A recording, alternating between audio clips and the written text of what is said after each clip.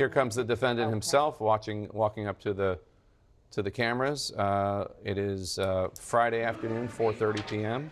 Let's listen in. So thank you very much. This is 8 days that we've all been sitting in this courthouse. This is all a Biden indictment. It's in order to try and win an election, political opponent, and nothing like this has ever happened. 8 days. As you know, the economy's falling apart now. Now you're seeing it, very little growth. It's going to get worse. Oil prices are going up. You have the college campuses all over closed down. Our country's going to hell. And we sit here day after day after day, which is their plan. Because they think they might be able to eke out an election, but I doubt it, because the poll numbers are very good for us. I just want to say that I've invited Biden to debate. He can do it anytime he wants, including tonight. I'm ready. Here we are. I invited him to the courthouse that he has us tied up in with his administration. This is all being done through Washington. It's all a well-coordinated attack on a political opponent. But I'm here. I'm ready, willing, and able.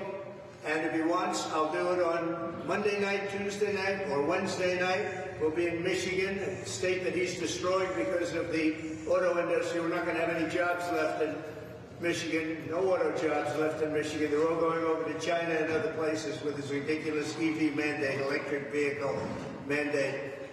But we're willing to do it Monday night, Tuesday night, Wednesday night, Thursday night, or Friday night on national television. We're ready. Just tell me where. We'll do it at the White House. That would be very comfortable, actually. But you tell me where. But we're ready. He's obviously not showing up now. We heard nothing. But he said today that, I'd love to debate, but he won't debate. I don't think he'll debate. Maybe he will. Maybe he will. I'm not sure he has a choice. But that's the story. So here we are. We're ready, willing, and able. And we don't see him, and I don't think he'll be here. But maybe next week he'll do it. I doubt it, but maybe next week. So I just want to thank everybody for being here. I know you have to suffer through this like everybody else. Nothing has come. This is a case that should have never been brought. Every legal scholar, every legal expert, Andy McCarthy, Jonathan, Andy, every single one. Jonathan Turley came out with a scathing report on this trial today. Andy McCarthy's scathing report. Mark Levin, can't believe this is happening in our country. There's no case here. There's no case whatsoever. It's a disgrace. We have a conflicted judge, and it shouldn't be happening. Not in this country. Thank you very much. Do you think you beat Biden in a debate? What do you think of the witnesses so far? All right. Donald Trump, the 45th president of the United States and the defendant in this case, talking after a full week of court.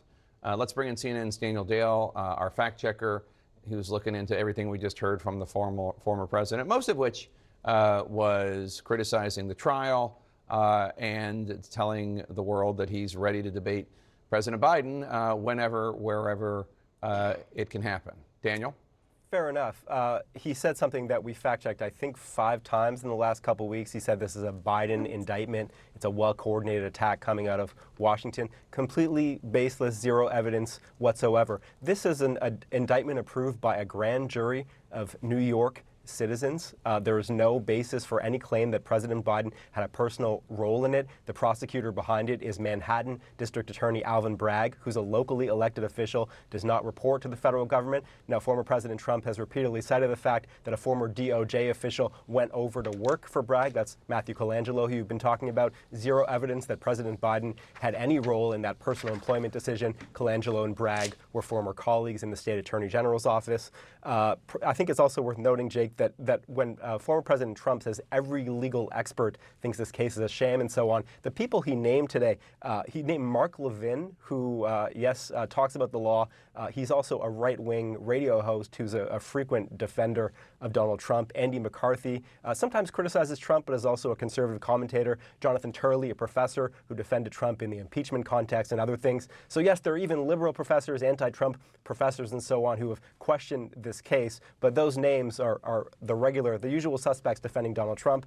And then I'll note he talked about Michigan being destroyed, no more auto jobs. I think some of that was a prediction, but it's worth noting there are more auto manufacturing jobs today, more people employed in Michigan in that industry today than there were when Donald Trump left office. All right, Daniel Dale with just a combo platter of fact checks from the feast that Mr. Trump just served up. Thank you so much. Appreciate it. Let's talk more about the case because it is a fairly significant case. Just to step back for 1 sec now that the trial is over for the week. I want to talk about some of the takeaways from the cross-examination of David Pecker by Emile Beauvais, who is it was an interesting Q&A.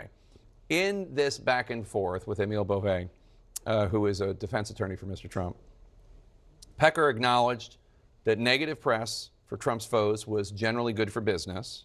Pecker said that if the false doorman allegations had been true, he would have run the story after the election. Beauvais elicited from Pecker that catch and kill, the term catch and kill, buying a story in order to not run it so that it doesn't run anywhere else to protect Mr. Trump in this case, allegedly. Catch and kill was not discussed at the August 2015 meeting. The defense elicited from Pecker that he wanted nothing to do with the Stormy Daniels allegations, and the defense made sure to spell out for the jurors that the Karen McDougal deal was reviewed by an election law attorney. Jim, do any of these stand out to you as important bits of information for the defense of Donald Trump? For the defense, I would say, and hopefully you set this up in opening statement, but you need to just kind of pound home that we're not fighting every single fact that moves in this case. We're not fighting whether or not, I wouldn't be fighting the relationships. It doesn't matter. It's no more than the doorman, which was demonstratively false. You still pay money in nuisance suits to people that probably don't deserve that money. So again, I think that it's not that the prosecution's doing a bad job at all. They're kind of leading in a protective way where they're getting undeniable facts out. There's a lot of scandal, a lot of salaciousness. In your opening as the defense, hopefully you pull the teeth on that some and you say, look, you're going to hear all sorts of stuff that sounds gross, that makes you disrespect any of the players that were involved, but that's not what this trial is about. And then you hold to that in your cross-examination by not challenging stuff you don't need to challenge. Make everything a friendly cross until you get to Cohen. Ankush, what do you make of the fact that David Pecker had an election law attorney look at the Karen McDougal deal? And just to remind folks, the Karen McDougal deal, this was a Playboy playmate who alleged having a 10 to 11 month relationship with Donald Trump. She had a story, and what happened was that the tabloid magnate David Pecker and AMI, his company, hired her, or gave her $150,000 to write a column for a different magazine in their empire. I think it was Health and Fitness or something like that. She never wrote anything. She was paid $150,000. But apparently David Pecker had an election attorney look at this. This deal was going on, I think, right before the 2016 election as well. Mm-hmm. Yeah, well, the implication would be that there was no actual election law violation as a result of these types of deals, right? So he has a lawyer take it over. Apparently the lawyer blessed it, right? And the deal with Stormy Daniels is structurally very, very similar, right? So that's sort of the implication. I don't think it actually is that potent of an observation. I doubt we're going to hear from that lawyer in the course of this trial, which would be necessary to actually make that useful.